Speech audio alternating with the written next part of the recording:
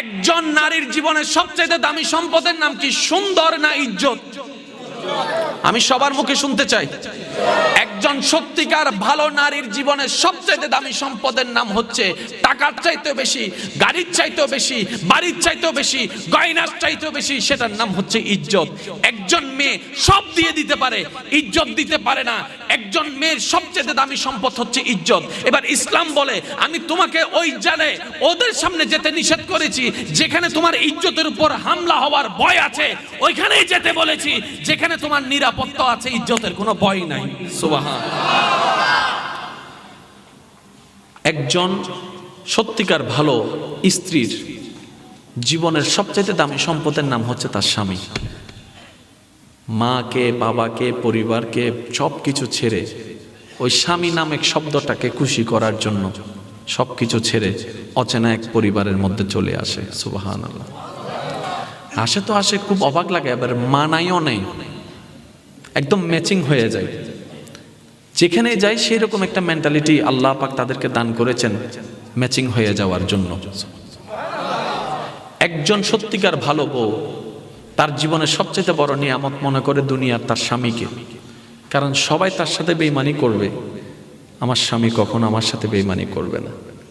সবাই আমার হাত ছেড়ে দিবে, আমার স্বামী কখনো আমার হাত ছাড়বে না। এখানে যারা বিবাহিতরা আছেন, আমি ছোট্ট মানুষ হিসেবে শ্রদ্ধার সাথে একটা কথা বলি। এক ঘরের নিচে থাকলে, একই ছাদের নিচে থাকলে অনেক কিছুই হবে, মন মালিন্য, পক্ষে বিপক্ষে, পছন্দ অপছন্দ, অনেক কিছুই হবে। এগুলাকে ফোকাস দিয়েন না, ডিভোর্সে যায়েন না। কারণ ডিভোর্স করে যেখানে যাবেন সেখানে যে মহাসুখ পাবেন এরকম কোনো গ্যারান্টি নাই। যেখানে আছেন থাকুন, আল্লাহর রহমতের আশা করুন। ডিভোর্স কখনো সমাধান হতে পারে না। স্বামীর কাজ হচ্ছে স্ত্রীদেরকে মায়া প্রদর্শন করা, মহাব্বত প্রদর্শন করা, কেয়ারিং পছন্দ করা, কেয়ারিং প্রদর্শন করা। আর স্ত্রীদের কাজ হচ্ছে স্বামীদেরকে ভক্তি করা, শ্রদ্ধা করা, সম্মান করা। দুইজনের পক্ষ থেকে যখন এই ইসলামের নিয়ম দুইটা চলে আসবে, অশান্তির সংসার অশান্তির হয়ে যাবে। সুবহানাল্লাহ। স্বামীর কাজ হচ্ছে কখনো কারো সামনে তার স্ত্রীকে ছোট না করা, আর স্ত্রীর কাজ হচ্ছে কখনো কারো সামনে নিজের স্বামীকে ছোট হতে না দেওয়া। কেউ যদি বলে তোমার স্বামী তো এমন, আপনি বড় গলায় বলবেন আমার স্বামী যেমনই হোক, এটা আমার স্বামী, আপনার কথা বলার দরকার নাই। কেউ যদি বলে তোমার বউ এমন করেছে, আমারটা আমি দেখবো, সম্পত্তিটা আমার। দুইজনের ভিতরে যখন তৃতীয় পক্ষ ঢুকে যায়, জামিলা সব জায়গায়। যত মামলা কোর্টে আছে আপনি একটু খেয়াল করে দেখেন, দুই ভাইয়ের মাঝখানে তৃতীয় পক্ষ ঢুকছে, ওই তৃতীয় পক্ষই আজকে দুই ভাইকে লাগাইয়া মামলা করাই দিচ্ছে। যত ডিভোর্স আছে সব সময় সব জায়গায় দেখবেন তৃতীয় পক্ষ আছে। এবার আসেন, দামি কথাটা একটু মন দিয়ে শুনেন।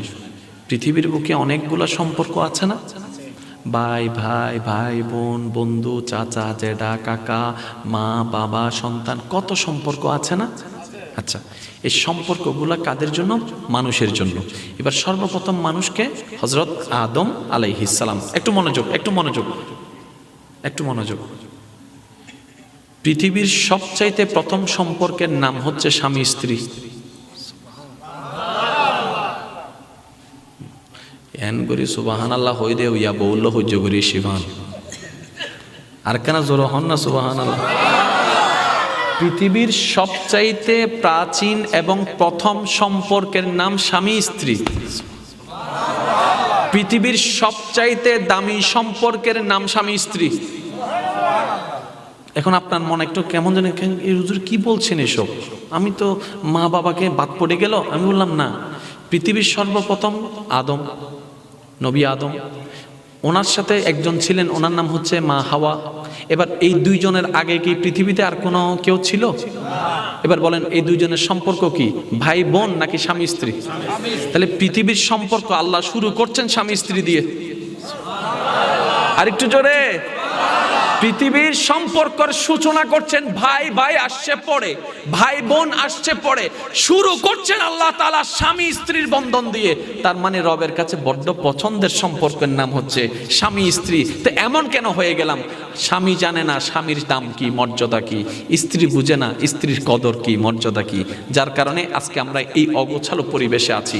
একটু খেয়াল করবেন, এই শুরু হয়েছে স্বামী স্ত্রী সম্পর্কটা কোত্থেকে শুরু হলো? দুনিয়া থেকে নাকি জান্নাত থেকে? তার মানে এই স্বামী স্ত্রীর সম্পর্ক হচ্ছে জান্নাতি সম্পর্কের নাম। বলেন সুবহানাল্লাহ। আল্লাহ আমাদেরকে এটার মর্যাদা সম্মান দেওয়ার তৌফিক দান করে। যতক্ষণ নিজের দাম নিজে বুঝবো না ততক্ষণ এই ফাটা কপালেই থাকবে। পাগলের হাতে আইফোন দিলে সে ডাস্টবিনে ফেলে দিবে। কথা বলেন না রে ভাই? যেটাকে আমরা বলি অপাত্রে দান। ফ্রি পায়ে গেলে কিছুর দাম থাকে না। কথা বলেন না? অনেক উলামায়ে কেরাম আছে দেখবেন নিজে থেকে ওই বাচ্চাদেরকে মক্তবে পড়ায়, কোরআন পড়ায়, ডেকে ডেকে পড়ায়, ওই হুজুরকে কেউ দাম দেয় না। যদি ওই 10-20 হাজার টাকা নিত,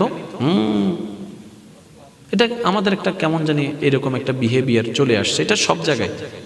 আল্লাহ আমাদের সবাইকে বুঝ দান করুক, আমিন। অন্যের দোষ না ধরে নিজের দোষের সাগরে ডুব দেওয়ার আল্লাহ সবাইকে বুঝ দান করুক, আমিন। এবার একটু বলেন তো আমাদের ধর্মের নাম কি? আরেকটু জোরে। আল্লাহ তাআলা প্রত্যেকটি নবীকে, গভীর মনোযোগ, আল্লাহ তাআলা প্রত্যেকটি নবীকে যেমন ইসলাম প্রচারের দায়িত্ব দিয়েছেন, তেমন সেই অনুপাতে একটা এরিয়াও দান করেছেন। নির্দিষ্ট একটা এরিয়া দান করেছেন এবং সেই এরিয়াতে টিকে থাকার জন্য যা কোয়ালিটি দরকার আল্লাহ সেই নবীর ভিতরে সেগুলা দান করেছেন।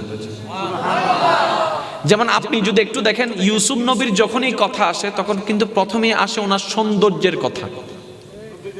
প্রথম আসে কিন্তু ওনার সৌন্দর্যের কথা। দাউদ আলাইহিস সালামের কথা যখন আসে বিশেষ করে তখন আসে ওনার কণ্ঠের কথা। এক এক নবীর কথা আসলে এক একটা জিনিস ফুটে ওঠে, ঠিক আছে না?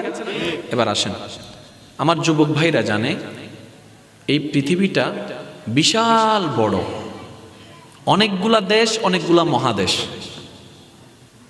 কথা বলতে হবে একটু। অনেকগুলা দেশ, অনেকগুলা মহাদেশ। বিশ্ব মানচিত্রে আমাদের দেশকে ভালো করে দেখাও যায় না, এটা আমরা সবাই জানি। বুঝার জন্য বলি, আল্লাহ তাআলা আদম নবীকে পাঠালেন, নির্দিষ্ট একটা এরিয়া দান করলেন। হে আদম, তোমার ইসলাম প্রচার করার এরিয়া হচ্ছে চট্টগ্রাম। বরিশাল নিয়ে তোমার ভাবার দরকার নেই, তুমি চট্টগ্রামটাকে কভার দাও। সুবহানাল্লাহ।